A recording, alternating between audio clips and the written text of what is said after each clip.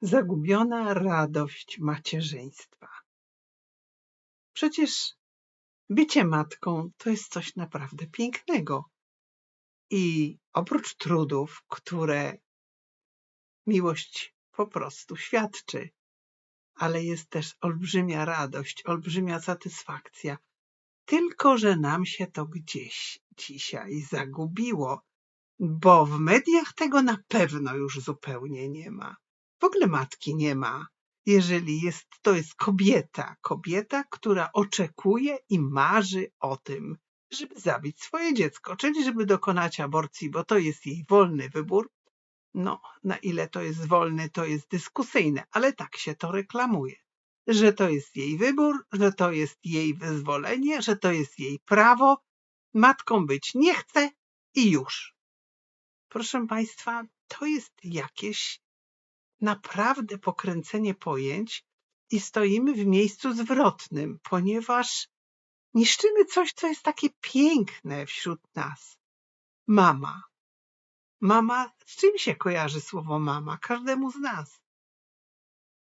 Mama to bezpieczeństwo. Mama to taka opoka, fundament, na którym się zawsze można oprzeć i do niej można zawsze wrócić. Mama to gorąca miłość, miłość bezinteresowna, miłość pisana dużymi literami i dla dziecka po prostu cały świat. Mama. I czy my potrafimy zachować radość macierzyństwa, my kobiety? Bo nie dajmy sobie wmówić to, co mówią feministki, że zaprzeczenie macierzyństwa, którym jest aborcja, to jest nasz cel życiowy i że to jest nasze wyzwolenie. Tylko od czego? To tak nie jest. Tylko że macierzyństwo najczęściej upływa w zaciszu domowym. No nie jest takie specjalnie nagłośniane, a dzisiaj jest nie w modzie. Dzisiaj jest raczej moda na atak na macierzyństwo. Czyli mówi się o prawach kobiety, a nie o matce. No i teraz, proszę Państwa, tej radości, kiedy brakuje, to po prostu całe społeczeństwo zostaje okaleczone, bo miłość matki zawsze była takim spoiwem, fundamentem. W Polsce mieliśmy matkę Polkę, kobietę, która potrafiła ocalić swoje dzieci, swoją rodzinę, która była tą opoką i tym fundamentem miłości dla rozbitej rodziny, ponieważ ojciec albo został zabity w powstaniach, albo został wywieziony gdzieś na Sybir, po nim zaginął i trzeba było jakoś sobie radzić. No na przykład tak jak Maria Konopnicka. Ale nasze dzieci o tym nie mówią, nikt ich o tym nie uczy i wręcz jest nie w modzie, żeby mówić o tym, jak to było i jak to jest. Ale proszę Państwa, tata, ojciec, który jest właśnie takim obrońcą rodziny, który chroni swoją żonę, swoje dzieci i który tę radość macierzyństwa docenia, ochrania, który po prostu jest obok i jest bardzo potrzebny. No dzisiaj tego taty też tak jakby miało nie być, bo kobieta chce być wyzwolona, chce być sama i aborcja jest jej wyborem, a on chociaż jest ojcem, czyli ma 50% prawa do tego poczętego dziecka, ma mieć nic do powiedzenia. Także to wszystko staje na głowie.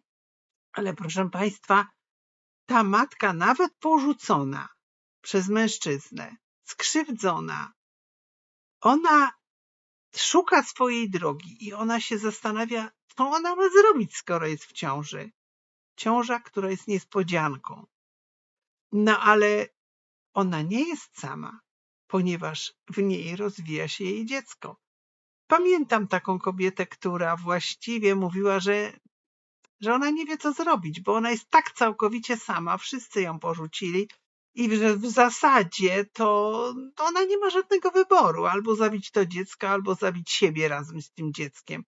I po długich rozmowach z terapeutą nagle złapała się za brzuch i powiedziała: moje dziecko. Ja już nie jestem sama, ja mam dziecko. To jest mały człowiek, który zmienia całkowicie moje życie i wtedy już nie było mowy o aborcji, bo obudziła się prawdziwa matka. W jaki sposób można obudzić matkę, pokazując obraz na USG, taki mały punkcik, kiedy bije serduszko? Można, może wtedy, kiedy są pierwsze ruchy i kiedy ona zaczyna czuć taki bardziej bezpośredni kontakt z dzieckiem. No ale kiedy dziecko się rodzi, kiedy się je przytuli, kiedy je się przysunie do piersi, kiedy się je karmi. Pamiętam, to były zawsze bardzo radosne momenty. Rodzi się moje dziecko, moje dziecko. I matka, tak jak lwica, broni swoich dzieci. To jest w jej instynkcie, żeby było bezpieczne, żeby dobrze się rozwijało. Da z siebie wszystko. Dlaczego? Czy to jest takie straszne, że nie ma już w tym żadnej radości? Proszę Państwa, to jest miłość. Miłość, która daje z siebie wszystko. Ale miłość też daje olbrzymią radość i to, że moje dzieci są ze mną, że je urodziły się, że się rozwijają, że można je kształtować w procesie wychowania, że można z nimi rozmawiać, że tysiące rzeczy. Można pójść w góry na spacer, można pójść popływać razem, można przepięknie ubrać tą dziewczynkę w taką piękną sukienkę, moją córeczkę. Można pokazać swojemu synowi, jak kopie się piłkę, bo dzisiejsza matka to potrafi, nie tylko tata. No i w tym momencie ta radość macierzyństwa w jakiś sposób się pokazuje, ale w naszych mediach jej nie ma. Tak jakby tej radości macierzyństwa nie było, był tylko kłopot, problem. No i czy to tak jest? Okaleczamy sami siebie. No i w tym momencie ta kobieta, która musi wybrać, ona jakby nie miała pozytywnego wzorca. Ona nie widzi tej radości. Ona jest zahukana, ona jest zagoniona w taki róg, którego nie ma żadnego wyjścia. I mówi się jej, że aborcja to jest wyzwolenie i że wszystkie kobiety o tym marzą. Proszę Państwa, to kolejne kłamstwo. Jak to wszystkie kobiety marzą o aborcji? O prawie do zabijania swojego dziecka? Matki chcą, żeby zabijać ich dzieci? Przecież to jest absurd. Większość kobiet się z tym nie utożsamia. I ja muszę powiedzieć, że jak słyszę wypowiedzi nie tylko pani Lempart, która jest bardzo wulgarna, ale takich eleganckich feministek, które mówią, że one czują się wyzwolone na skutek aborcji, to mnie to po prostu boli. Ponieważ moje macierzyństwo było piękne i ja chcę je pamiętać jako piękne i to mnie niesamowicie wzbogaca. No ale jeżeli ktoś uważa, że macierzyństwo jest okaleczeniem dla kobiety, to niech się przyjrzy w takim układzie, co się dzieje z tą kobietą później. Proszę Państwa, niedawno miałam taką dyskusję z jedną z czołowych feministek w Polskim Radio i ona powiedziała mi, że dociskana przeze mnie, że przecież w łonie matki jest człowiek, bo jak możemy to inaczej określić? Ona przyznała, że w łonie matki jest dziecko. A potem powiedziała, że ona dokonała aborcji, z tego powodu czuje się wyzwolona. Czy to jest przykład, który można dawać młodym dziewczynom? To jest dziecko. Jej to nie przeszkadza, że to jest człowiek, to jest dziecko, bo ona postawiła na siebie, na swój egoizm i to dziecko, tak jak taką lalkę za nogę, można wyrzucić do śmietnika. I taka wersja trafia do mediów. To jest bardzo niebezpieczne. A gdzie jest ta matka, która tuli swoje dziecko, która je karmi, która się dla niego stara?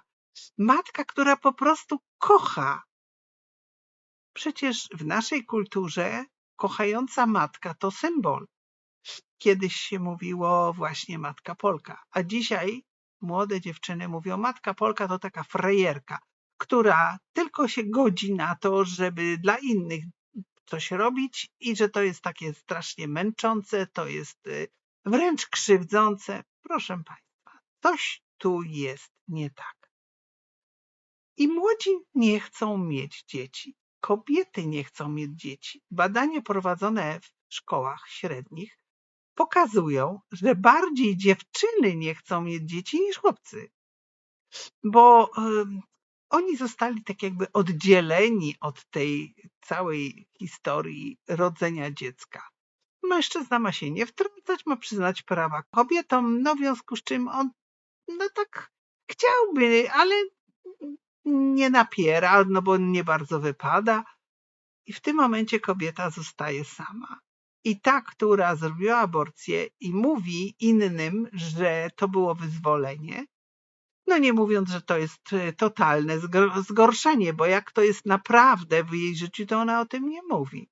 Ale my pamiętamy te tłumy kobiet, które były agresywne wobec kobiet w ciąży, wobec matek z małymi dziećmi, tłumy w sklepie, w tramwaju. To była norma społeczna wtedy, kiedy w Polsce mieliśmy aborcję na życzenie i ze względów społecznych, czyli można było zabić dziecko do 12 tygodnia ciąży. Dzisiaj feministki chcą do tego wrócić, ale w naszym społeczeństwie już tak dużo okaleczonych kobiet nie ma.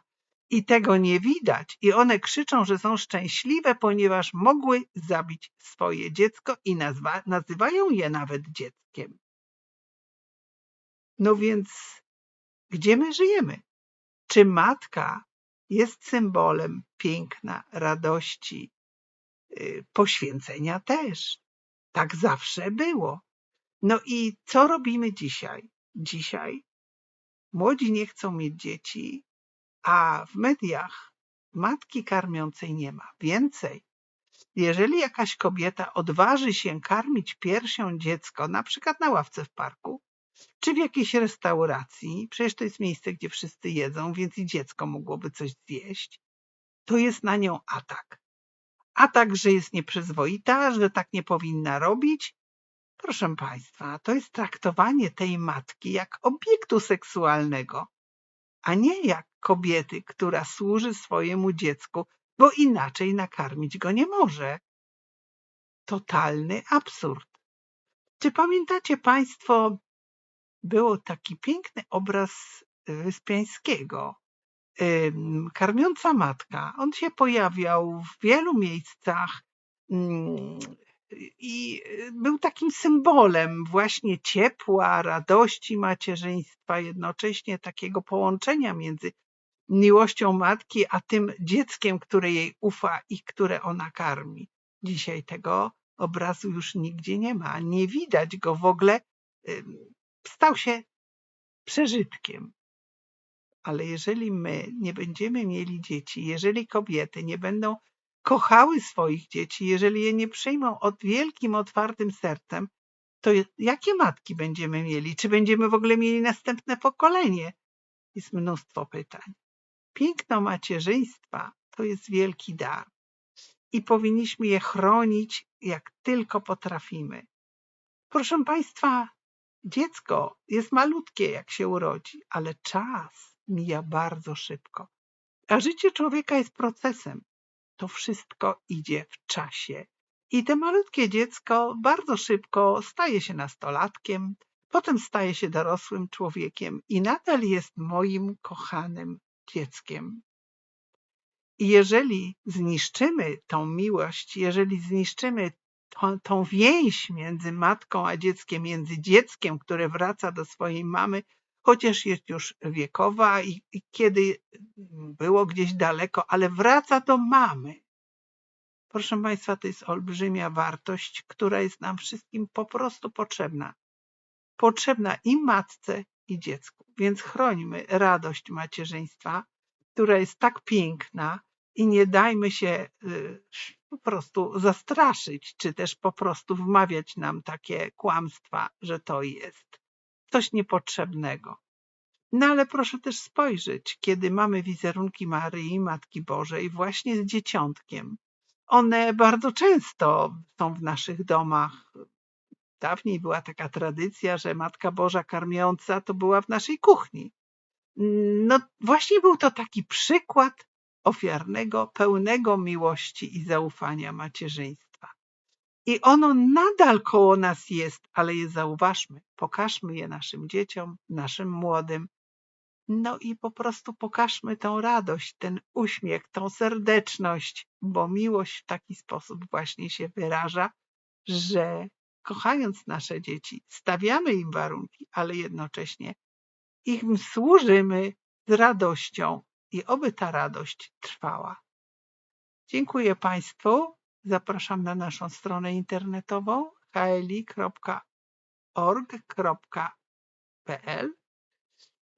Tam znajdziecie Państwo wiele informacji bieżących na te tematy, które w tej chwili są tak bardzo istotne i z kraju, i z całego świata. Do zobaczenia.